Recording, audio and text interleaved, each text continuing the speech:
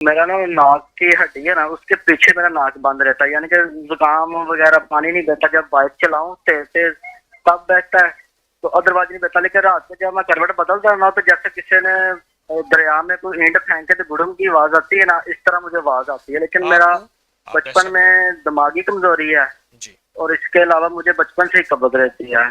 तो उसके कोई ऐसा नुस्खा जो असर करे? मैंने आपको और भी नुस्खे आजमाए हैं ये केले के मुतल्लक, लेकिन नहीं को हल नहीं कर रहा पक्का। ऐसा है, आप मेरा मशवरा है अपने मैदे का इलाज करें, नाक का इलाज ना करें, कब्ज का तो इलाज करें। आप ठीक है, सुनेंगे तो मेरे के लिए क्या होगा? तो सुनेंगे ना, आप अपने मैदे का इलाज करें, आप कब्ज का इलाज ना करें। उसके लिए मैं आपको एक चीज देता हूं, रेवन चीनी, मीठा सोडा और सुंठ।